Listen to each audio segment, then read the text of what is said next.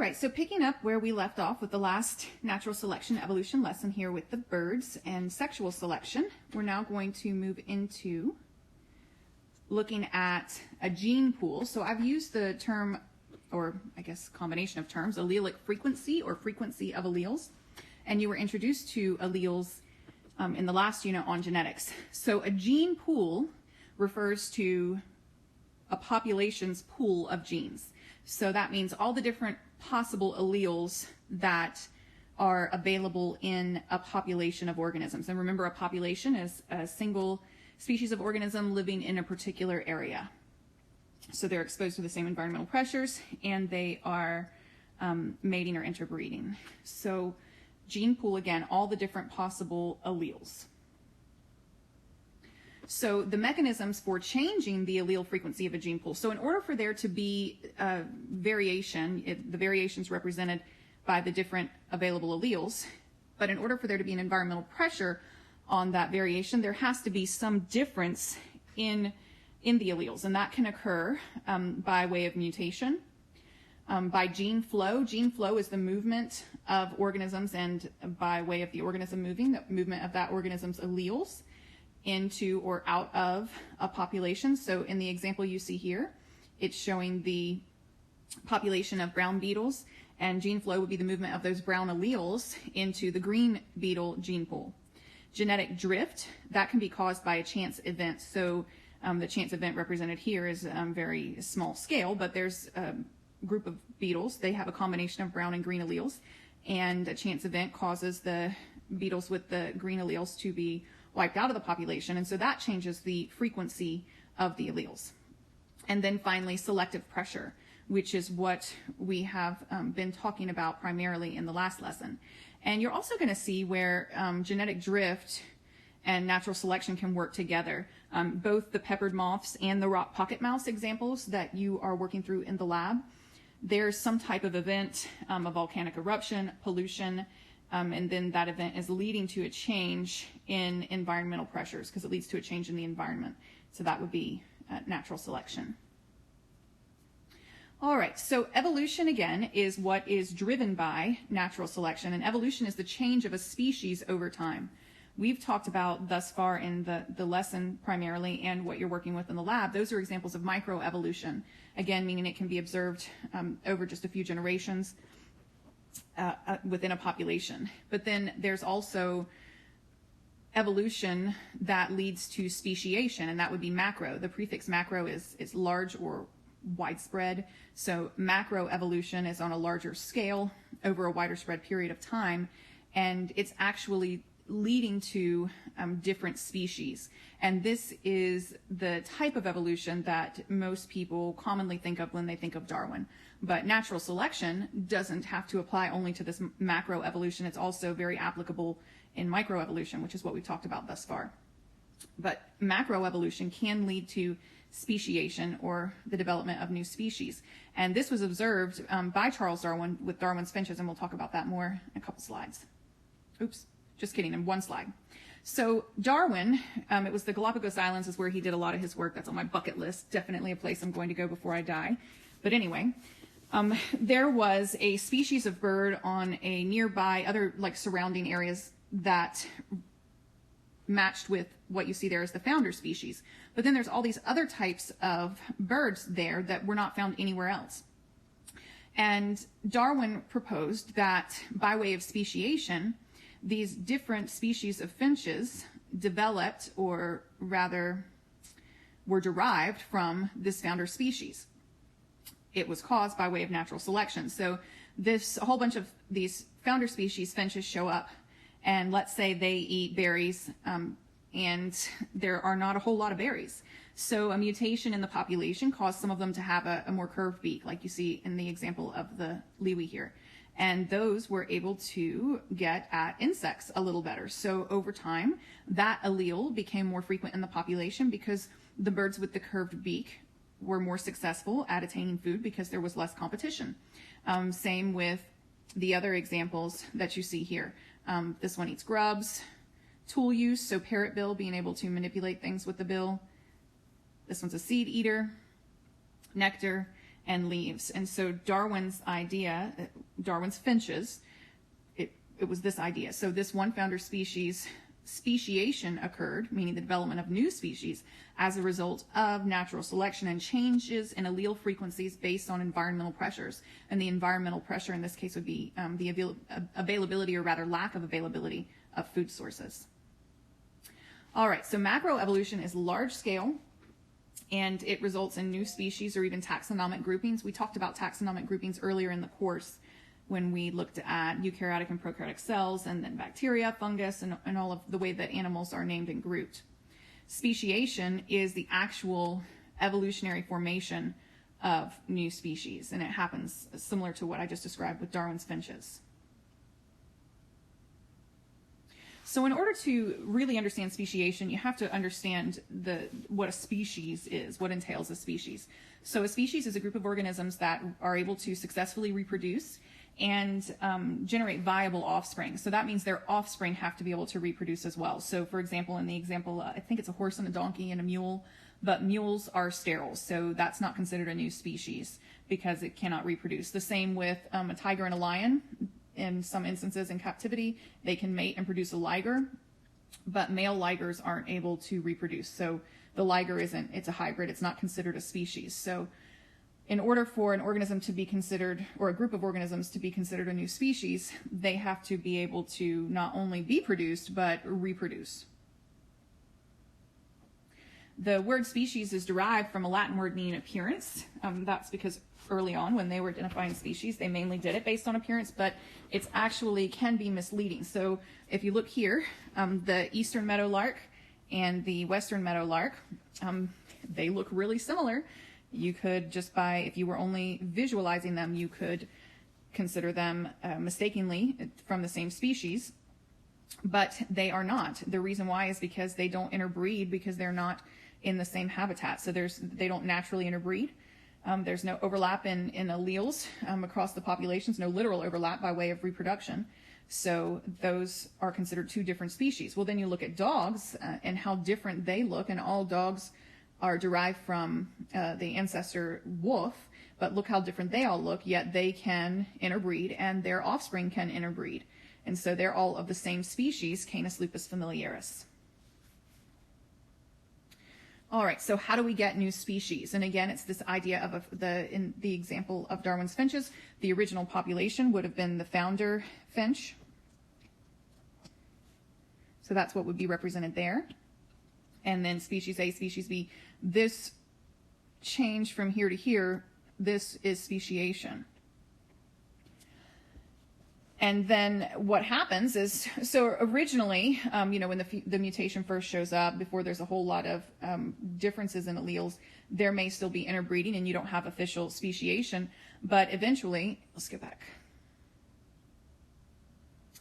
Eventually, if the leaf eaters here are not interacting with the nectar eaters, and they're not in the same areas, they're not mating, then eventually the alleles or the gene pools between the two are going to change so drastically that they either cannot interbreed or they will not interbreed.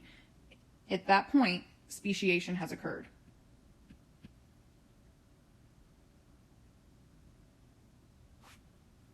So speciation occurs once reproductive isolation occurs, because in order for organisms to be considered of the same species, they have to reproduce and produce offspring that can reproduce. If two groups of organisms are not reproducing, then they're not in the same species. So what can cause this isolation? Time, space, or genetics. So in the case of genetics, that would be like the example of the donkey and the horse with the mule. So there may be enough overlapping similarities in chromosomes to make a mule, but there's not enough similarity for that mule then to produce viable sperm. So that would be an issue of genetics. Space, in the example I just gave about the finches, where they're just not occupying the same space, and as a result they're not interbreeding. Or time, nocturnal and diurnal animals, for example, or literally centuries worth of time, or if two organisms weren't present at the same place during the same time periods. And so that's like looking back, thinking like way times past, like dinosaurs. That can isolate different species as well. All right, here's another example of speciation. So what you see here is, I think that's a newt or a salamander. And so the original population started in the north and migrated southward. And it says the population split to the east and the west of the Central Valley. So the middle part of the valley must have been inhospitable to this particular, I'm going to go with newt. I'm really not sure if it's a newt or salamander, but inhospitable to this newt. And so they split, and so if they're split geographically, then they're no longer interbreeding. And so that can change the gene pool and change the frequency of alleles in each of the gene pools. And so then when they came back together on the other side of the valley in Southern California, they're no longer interbreeding because they produced infertile hybrid offspring. So that means that there was actually, if they're attempting to reproduce and producing infertile hybrid offspring, then there was too high of a change genetically. Now remember, it's not like these guys just split and it's the same newts that on the one side of the valley as the other. You're talking about multiple generations of organisms between 1 and 5.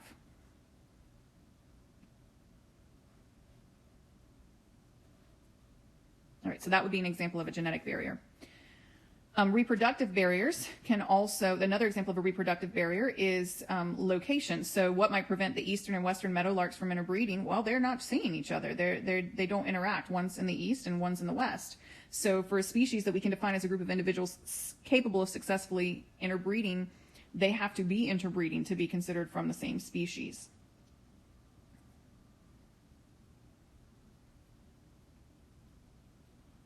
Also, behavioral isolation. So we talked about with the bird of paradise, also the peacock. Think about the dance with the blue-footed boobies. So sometimes it's just especially with mating behaviors, even if organisms may be somewhat compatible genetically, their behavior is so different, they're not going to interbreed. And then time differences, whether it be nocturnal, diurnal, literally existing in different time periods, or mating at specific periods of time. That can make a difference as well. And then habitat isolation. If they live in different habitats, they may never meet. Mechanical incompatibility. If the equipment doesn't work, there's not going to be reproduction.